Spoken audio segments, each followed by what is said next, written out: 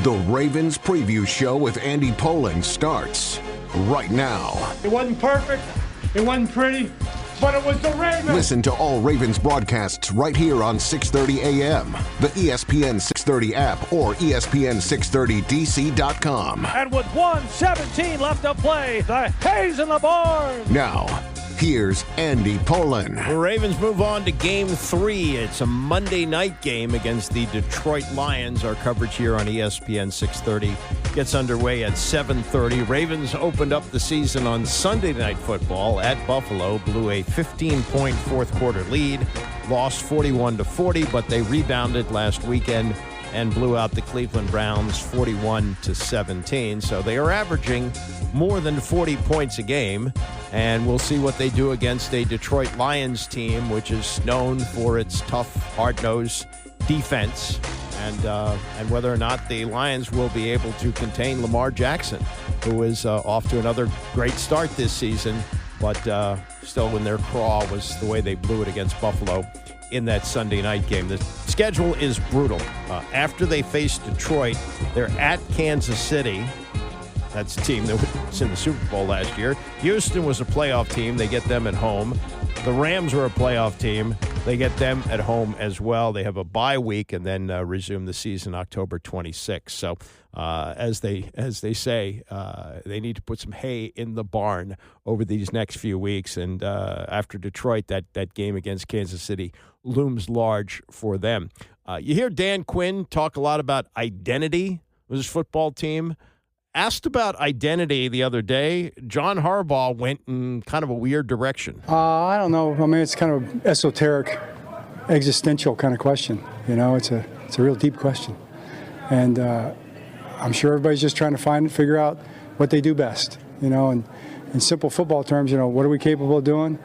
Who are we going against? And you're trying to get to the next week and play your best football the next week. You know, the identity and, you know, those big questions, those are questions that are important because those are you make decisions based on what plays you're going to run, what calls you're going to make, but it also has to do with your opponent too. So it's pretty practical too. I don't think it was that deep, but John Harbaugh apparently did. As for the Lions' view on this, Dan Campbell does a weekly show in Detroit previewing the opponent, and here he is talking to Danny Rogers over what to expect from Lamar Jackson when they see him on the field at M&T Banks on Monday night. There's nothing easy about it. Number one, keep him in the pocket. Number two, really a lot of times you got to play with vision. You know, you got to be careful playing too much man-to-man and turn your back on him because he'll just sit there and let you run and then he takes off. But keep this guy in the pocket.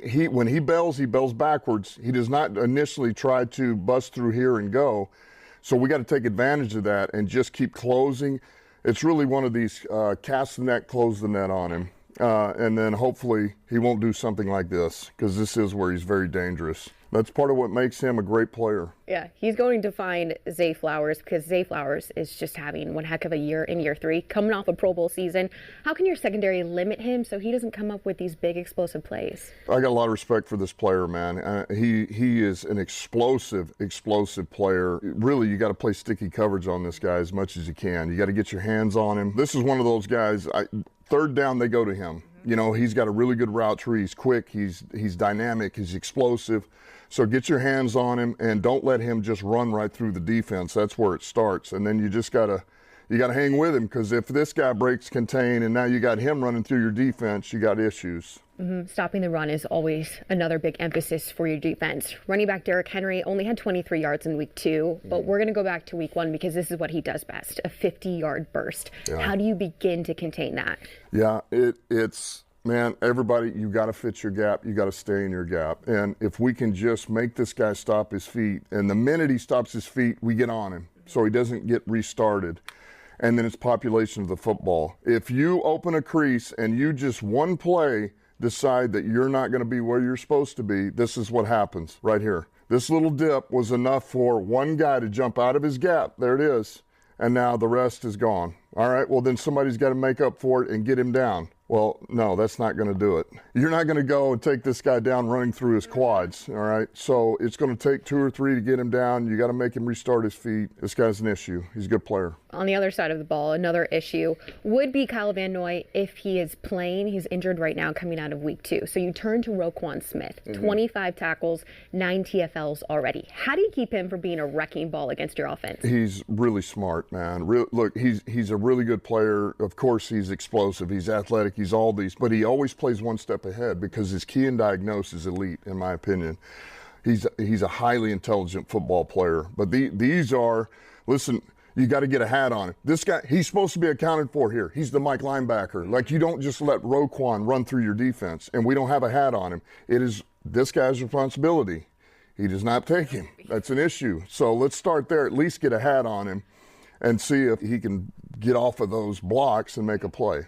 No doubt this is a very big road test for your team. What kind of measuring stick is it for the rest of the season? It's a really good measuring stick. I think more than anything, win, lose, or whatever, which we're not going down there to lose. That's not the point of this. But, man, you gain experience and you get better. The better teams you play, the better the teams, the coaches, the athletes, the better you get.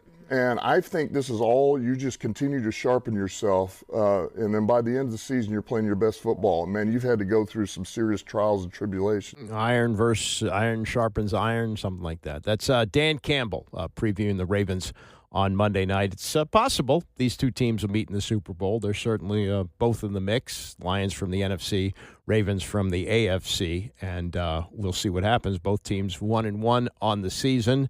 Lions opened up against the Packers. We saw what the Packers defense did to Washington. Can the Lions, who rebounded with a big performance last week against the Bears, as did the Ravens last week against Cleveland?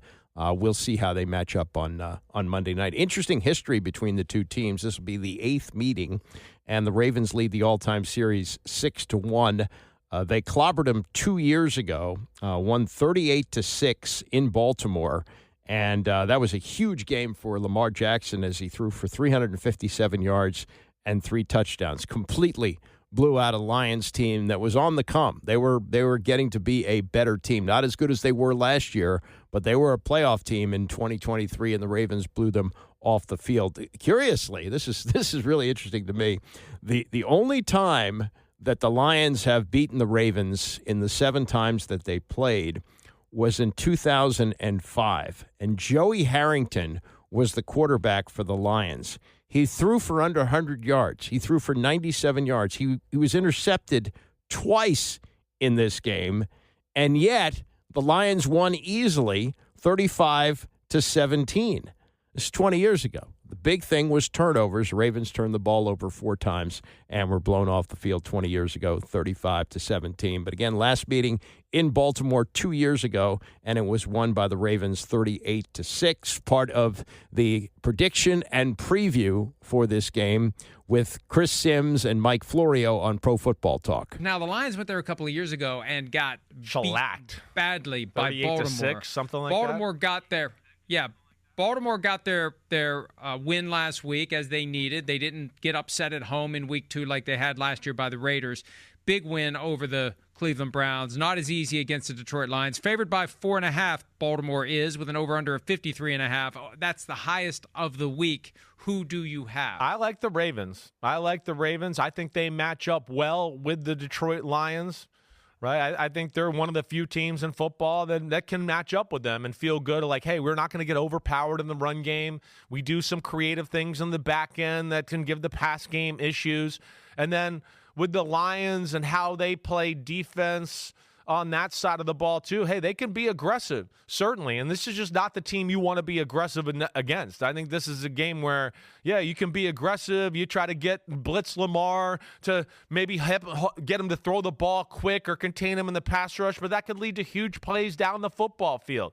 Also, we know Baltimore can run the football really well. Detroit is not a team that I think can play man-to-man and go, we'll load the box to stop Derrick Henry like Cleveland did last week. They're a little different that way. I don't think they're going to be able to live in man-to-man against Baltimore. I'm going Ravens 34-24. I've got 30-27 Ravens. Hopefully it'll be a close game, down to the wire. I just feel like Baltimore at home, especially after after being in that classic game against the Buffalo Bills and losing it, they'll be on They're guard. going to be ready, for whatever could happen that would cause a breakdown late. Yep. They'll be ready to go. And they have a history of doing well against the Lions at home, and it wasn't all that long ago with a lot of the same coaches and a lot of the same players. So that's the preview from Pro Football Talk. Monday Night Football, Lions, Ravens, M&T Bank Stadium, kickoff 8:15. Our coverage here on ESPN 6:30 gets underway at 7:30. Some concern about Kyle Van Noy, who is unlikely to play. That's going to hurt them in the linebacking spot with the experience that he brings and all that. But again, you just heard him say that they believe, and that's what you're hearing, I think, from many of the analysts across the country, that the Ravens should win this game. That concludes Ravens preview. We'll get to what Pablo Torre is continuing to find out, and it doesn't sound good for Steve Ballmer and the Clippers. It's the Andy Pollin Show, ESPN 630.